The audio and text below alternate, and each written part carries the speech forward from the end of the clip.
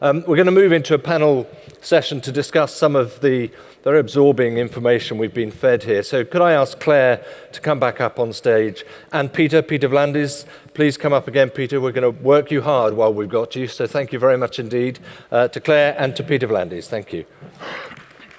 Take a seat.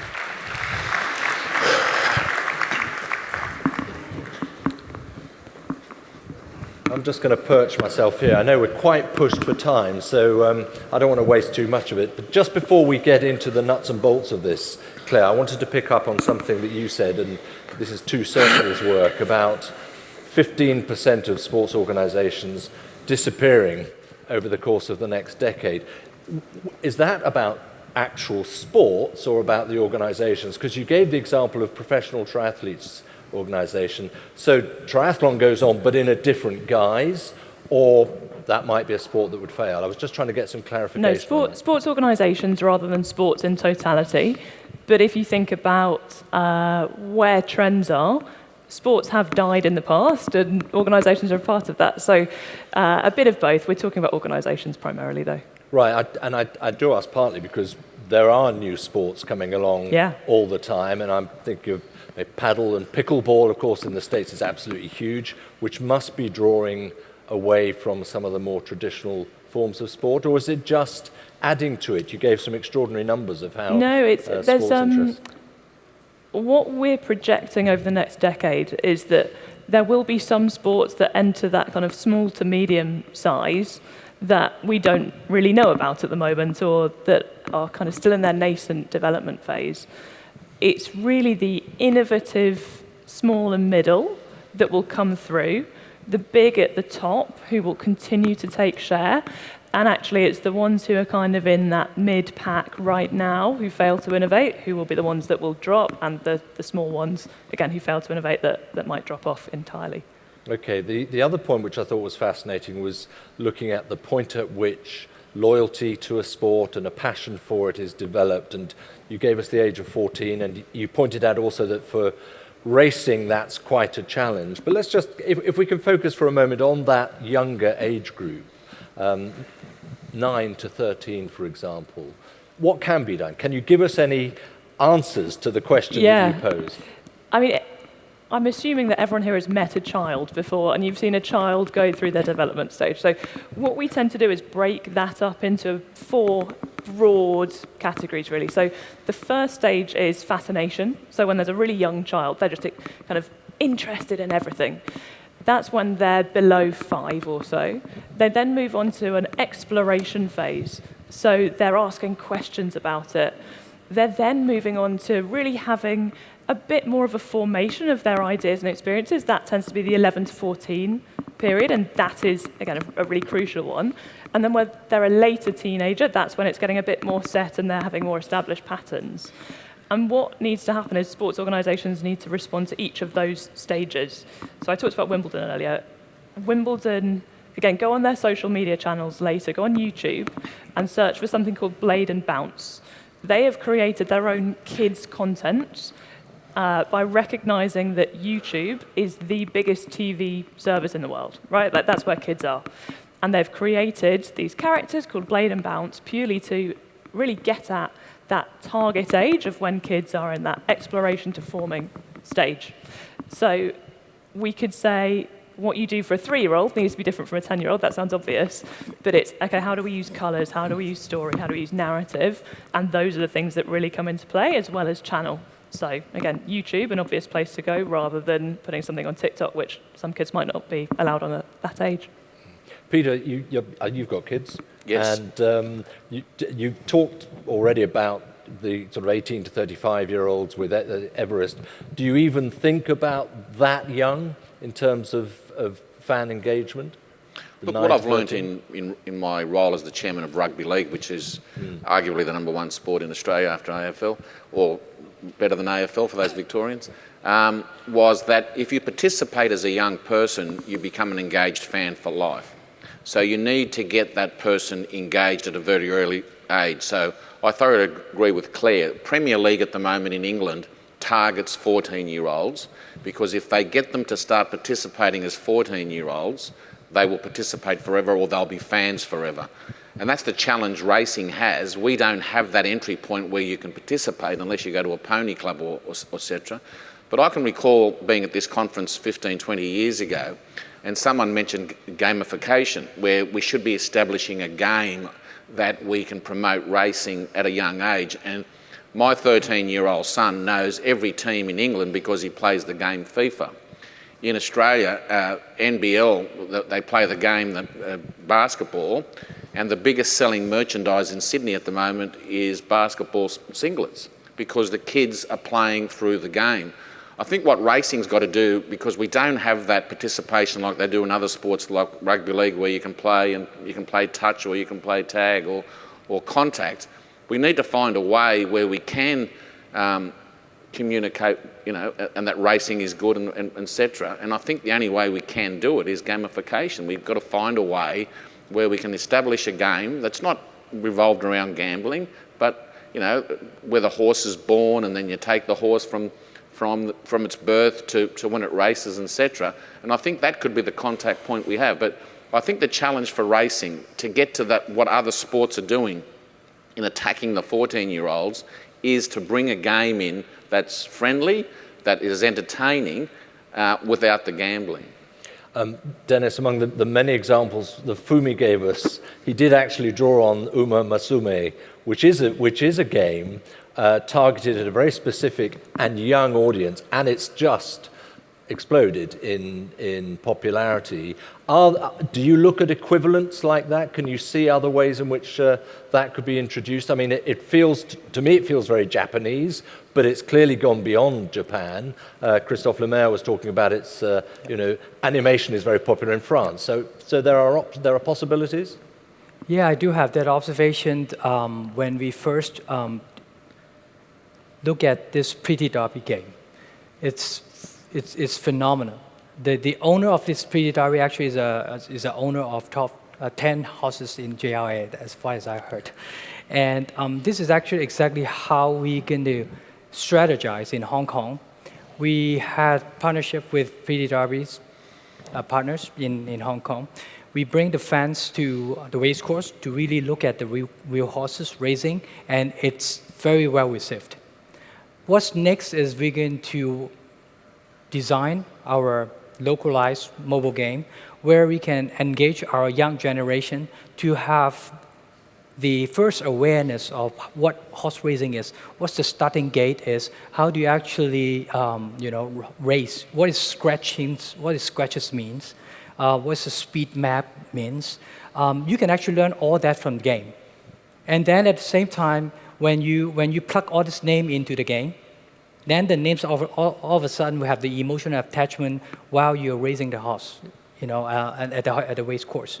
So this is something that we are trying to strategize to bring our young generation on board, to really get them to understand this is horse racing as a sport, as a concept, before they even engage in the wagering activities. And I guess, Claire, the message, partly your message, is a sort of lateral thinking message as well. And Dennis has talked about the data lake, but knowing how to use that is not necessarily in the DNA of the people in this room. Correct, and I think, I loved seeing Dennis's presentation because that's my kind of dream of every client is going that deep into the data. I think one thing I'm conscious of is some people in the room are probably not from organisations of the same scale with the same resources, but actually it is about that lateral thinking, and it is about using what you have to make really good decisions. And I would actually rather have someone who's asking brilliant questions and thinking carefully about a customer journey than someone who has millions and millions and millions of dollars to spend on a very expensive white elephant of a tech system, because we see it all the time of people implementing kind of data solutions, but if they're not thinking, well, what do I need my customer to be doing, or what revenue outcome does that generate, then they might as well not have spent the money in the first place. So it's really how do we get that lateral thinking? How do you start asking those questions and start learning from other places too, seeing what's working, taking some of the DNA of what Dennis's thinking is and applying that to whatever your context might be. I'm going to concertina a couple of questions here. Peter, you know, the importance of engaging with fans is obvious. If we look at, let's take the Olympic model, for example, massive event once every 4 years, or every 4 or 2 or 4 years, depending if you're into winter. And they have a strategy, we have to engage every day. So do you have the bandwidth to engage every day? And just to concertina with that, is it a good thing to try to communicate every day? I don't think you need to communicate every day, but one of the things that racing does have is its big events. You've got your feature marquee race, and you get your big crowd. So for the Everest, we get 45,000. Our job is to try to transform at least 10 to 20% of those to become regular customers. That's the challenge we have. So you need to give them an experience when they get onto that race course, that they do come for the entertainment, they may come for something else. But our job then is, how do we get them to become fans that come every Saturday, or every second Saturday, or every third Saturday? And that's the hard part, and that's why you need the communication, and you need the... but what I've actually learned from rugby league, though, and it's very, very important, we should never ever forget that we're in the entertainment business, and you need to entertain. So you need to keep looking at your product and make it more entertaining. In rugby league, we changed various rules that made it more entertaining and made the game more open, and now we've got record TV ratings, record attendances, and it was just changing it to make it more entertaining. And racing's got to do the same. We've got to somehow, you know, find ways, and the Hong Kong Jockey Club is doing a great job in some of the ways that they're using AI, etc., and we have to explore all those. But we have to do that at our major events. So when you've got your 50, 60,000, how are you going to get 25 of them to become regular customers in the long... And it works. I've seen it. I've seen where these young people who come to the Everest come to other race meetings. And that's when that generational change has started. When I started in racing, I could look around the members area and most of the people were in their 55 plus. If you look at racing now on a Saturday, you have a mixture of a great deal of young people, which has been brought from your major events. So we are working on that transformation. The other thing that privacy laws stop us from doing this, but you can get some information, is you can harvest the information from credit cards. Most places now are cashless and all the transactions are done by credit cards. The wealth of information that's on there by, you know, their disposable income, where they live, what they spend their money on, is valuable in trying to set strategy in gaining them to come back the next time. Can you over-communicate, Claire, do you think? Yes, but only to certain people. So again, if I go back to the fact that all of us in this room are weird, you probably find that there are certain things that you will always read. If an email comes into your inbox, you always open it, and there'll be some, if you're anything like me, that you will never, ever read. So a lot of it is about understanding. Some people will want constant communication. Some people want just to hear once a year. That's fine. And going with that and really knowing what they're going to respond to and what they care about, what we tend to see is the more touch points that someone is engaging through, the much higher their customer lifetime value is. So if you add an extra touch point, it makes them 1.5 times more valuable with every touch point you add. So your most valuable customers are the ones you're probably reaching all the time, but that doesn't mean there's not a role for good comms to people who might be coming to those big events, and that might be the start of their journey through somewhere else. So actually, your key opinion leader might be your brother or your sister or your mum or your dad, in fact. Sorry, Dennis, you were going to say. To add to that, I think it's very important for us to understand that while you're pushing the content to the target audience, you know, we always measure the conversion rate, right? But it's more, to me, I think it's more important for the fans to come into our platform to obsess for the information that they need. So we're seeing a very interesting data change. While since last November we launched Discover, we start to look at the visiting on our betting apps traffic. Before it was Wednesday and Sunday because that's when the racing is happening. But now we're seeing it's spreading across. The pre-racing information, the content, the statistic information that we provide, the offer that we provide, people starting to get engaged with the application by themselves in a very natural basis. And over time, when we launched the edutainment, what we so-called the edutainment initiative, is we're going to have more online training course where they can actually engage to understand more about horse racing, particularly for novice users. And they can actually gain experience points, and they can level up with more privilege unlocked, and to be able to exchange with gift from the off-course betting center. This is how we actually continue to engage our customer and fans online and offline. Yeah, Okay. there's an interesting point there of apps play a really important role for your most engaged customers already. So if you have a really nice base of engaged customers and you want to get them to spend more money, yeah, do an app. If there's a much broader group of people who you know that you want to bring through, an app is not where they're going to go for their first port of call. That's where it's bringing them in, as Dennis was talking about, of how do you take them from a world where they might not be engaging with you at all and slowly build that engagement over time. And how much can you lean on, whether it's the sort of hard and fast core fan or the ones that you've been talking about, Claire, to give you that knowledge about what they want? I mean, you made us all write down, our thought from our weird world as to what we really wanted. I mean, it shows my age. I put more toilets, and then I put easier in and out. So, but that's an aging male talking about sports experiences. But fans don't actually know what they want until it's given to them. Do you know what? The toilet point is one of my favourite facts. This of one of our clients spent money developing toilets rather than a new hospitality facility because they discovered in their post-event experience surveys that we sent out that people in a particular area were having such a bad time because of the quality of the toilets that they weren't coming back. Right? And that's one of the questions that we need to ask of how are people's experiences affecting their behaviour in future, making sure we're thinking about that in the first place and then using the data that we collect to do something. So you're right, fans don't always know what they want, but if we can kind of take together all the different threads that we're picking up and say, hey, we've got a retention problem here, why is that? How do we solve it? That's what we need to do. It's much easier with people who you can kind of talk to in the first place, but there are loads of ways of doing it, even if you don't have someone's email address to ask them in the first place. So all of those things that Dennis was talking about, gathering those threads. Well, we did a survey of about 50 or 60,000 fans in rugby league to see what they wanted, and we thought it'd be better toilets or better catering facilities, and the vast majority said better Wi-Fi.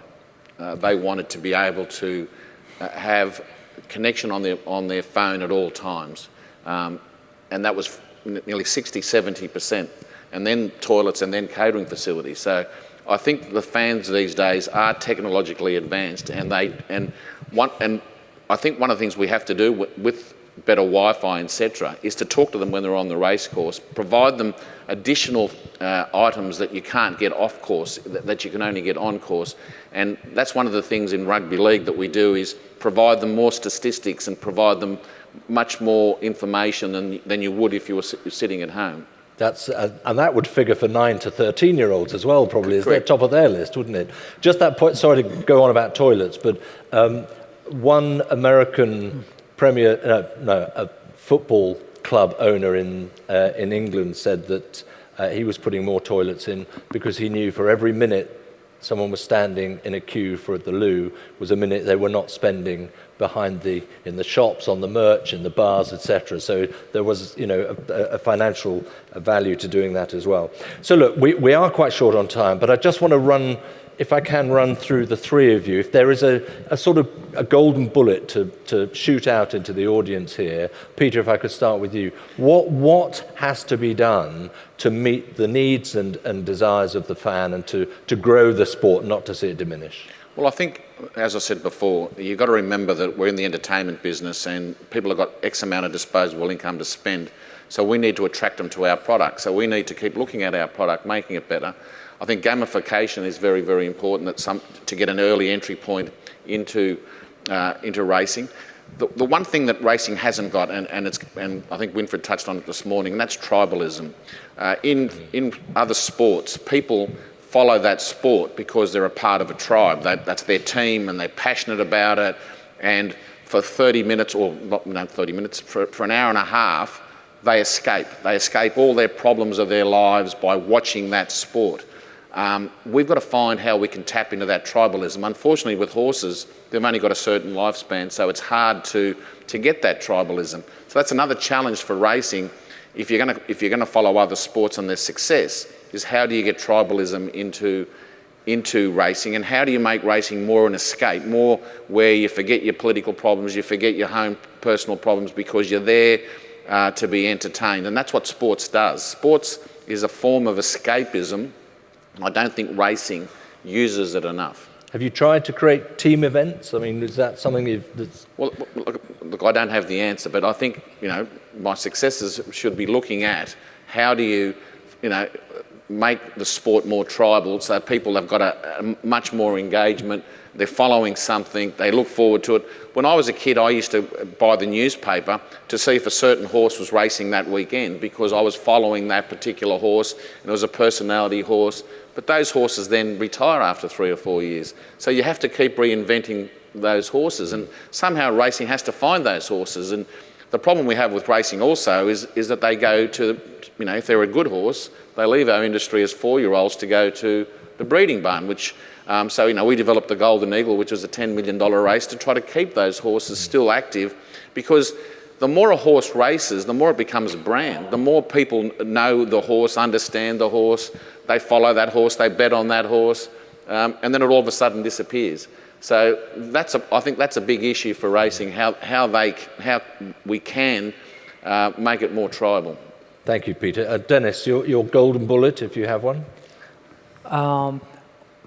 All I have to say is I will be very data-driven. I think this is more important, to induce insights so that we can continue to uplift our online and offline experience to our customer. But to create a bigger fan base, I think we have to think more outside of the box, just like what Peter just mentioned. We need more story. I think fan economy, according to fan economy, the success is really the story. Do we have, in music industry, we have Taylor Swift, we have, Bruno Mars, we have stories from behind that fans will continue to collect, into the ecosystem. In horse racing industry, I definitely think we need more horses like Romantic Warrior. We need more hero jockeys so that we can actually have story that we can tell. We need more content. With this content, we will be able to acquire our fans into our system. Then we can systematically engage them into our race course. Dennis, thank you very much. Yeah. And Claire, last word to you. So I have a fun conversation point that you can drop into your next conversation with your partner. People who are in long-term relationships get worse and worse at actually understanding their partner over time. Right? We get worse at listening to our partners. And I think there's something that we need to do with fans, actually, which is start listening hard using whatever that data might be, whether that is asking brilliant questions, whether that is going up to people that you might see at a race meet, whether that is kind of doing what Dennis is doing and going deep into the data, whether that's talking about what Peter's doing and going, actually, what's happening on the experience side. It's listening whenever you try something, see what the feedback you're getting is, and act on it. It's not complicated, but it does take effort and it does take organisation-wide commitment to doing it. I think Ted Lasso would say, stay curious, remain curious throughout. Claire, thank you very much indeed. Dennis, thank you too. For joining us twice, in fact, over 2 panels. I know you got a dash as well, but thank you so much indeed. Great to have you all here. A round of applause, please, to Peter, to Claire, and to Dennis.